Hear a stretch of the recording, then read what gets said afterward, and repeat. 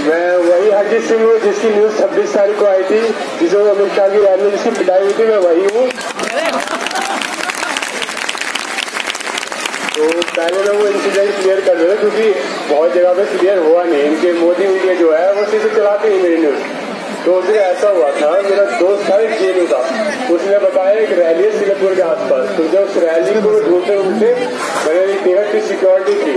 तो सिक्योरिटी में मैंने एक ऑफिसर से पूछा कि यहाँ हो क्या रहा है। तो उन्होंने बताया अमित शाह जी आ रहे हैं। वैसे आ रहे कैमरा में अपनी लोकेशन ढूंढने लग गया और ढूंढते ढूंढते उसे बोला ऑपोजिट साइड है। तो भगवान के आशीर्वाद से मेरे को एलसीडी पे अमित शाह जी दिख गए।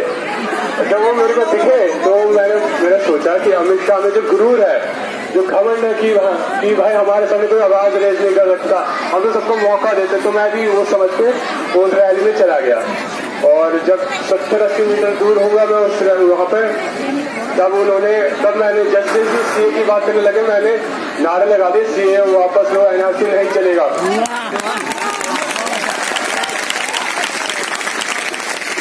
पर इनकी मानसिकता समझ सकते, सीए तो मेरा किसी ने नहीं मारा, पर जैसे एनआरसी निकला मेरा मुंह से बीच से खेचा, मेरे गिराए, मेरे सर पे 8 बार इन्होंने चेयर मारी, लात अलग चाटे अलग। तो उससे समझ सकते सीए से इनका असली मकसद हिंदुओं को बचाना नहीं है, पर एनआरसी से दलित, एसटी, एससी, ओबीसी जो मुस्लिम कम्युनिटी है उनको बाहर निकालना, यही इनका हिंदुत्व है। उसके बाद जब मैं पिता, उसके बाद पुलिस वाले मेरे ले गए, 20 घंटे में जेल में रहा। मेरे माता पिता बाहर पुलिस स्टेशन में इतने डर में तो रो रहे थे, घर नहीं गए क्योंकि उन्हें इतना डर था कि अगर हम घर गए तो मेरा कुछ हो जाएगा। मेरी माँ ने ये बोला कि कुछ करने से पहले ना मेरे बारे में सोचना। तो सबसे पहली चीज मेरे मुंह से निकली कि शाहीन बाग में मेरी हजारों लाखों माँ बैठी है, उनको ना जाएगा।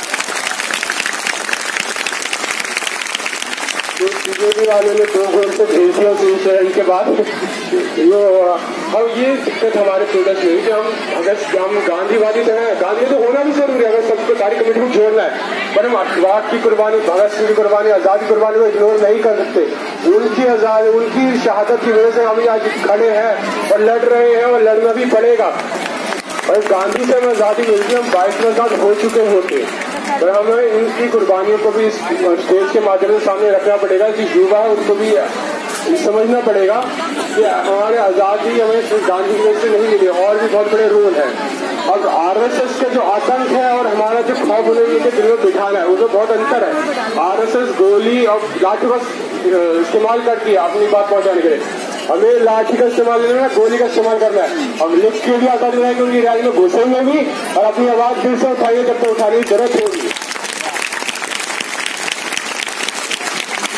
और ये सीए और एनआरसी को मुस्लिम मुद्दा बनाने की कोशिश करते हैं, पर हम देखा जाए तो सीए और एनआरसी में जो सपोर्ट आ रहा है मैक्सिमम मुस्लिम मेजोरिटी का ही आ रहा है। पर दिक्कत ये है कि हम सीए में सिर्फ ये बात कर रहे हैं, एनआरसी में ये बात कर रहे हैं कि आपको लाइनों में खड़ा रहना पड़ेगा, पेपर दिखाने पड़ेंगे।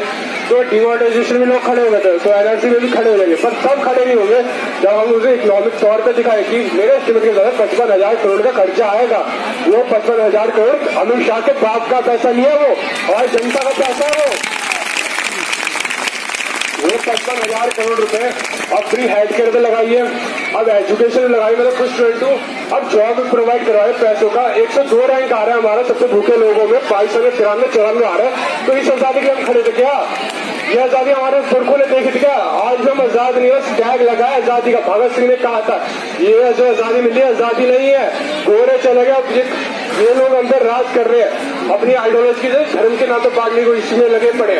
1906 में तो मुस्लिम लीग बनी थी, उनका यही था कि देश को बांटे। और फिर जब 1925 में आरएसएस बनी, उनका भी यही मकसद है देश को बांटे। और हमारे देश को मुसलमानों ने 1947 में जिन्ना को लात मार के भगाया।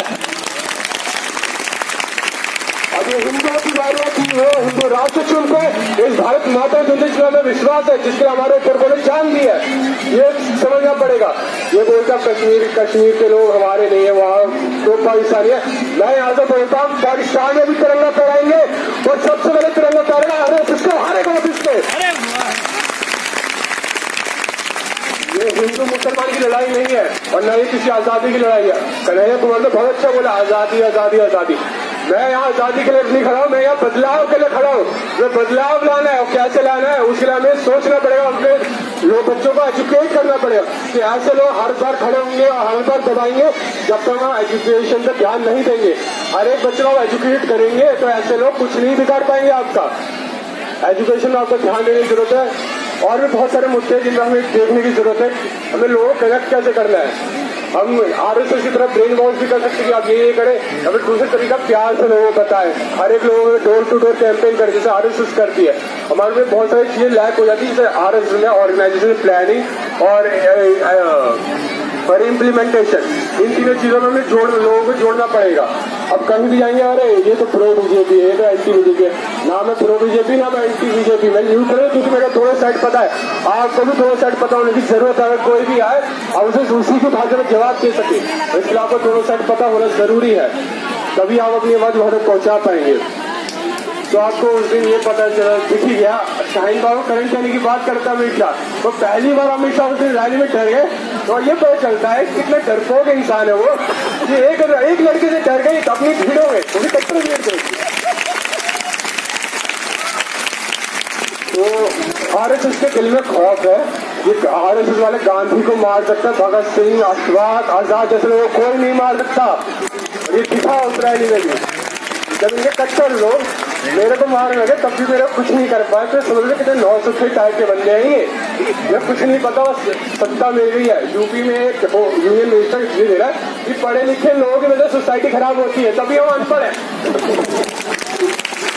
पता चल रहा है कैसे वो लोग भी सत्ता बिठा रहे हैं, और इसका दोष हमें ही जाता है।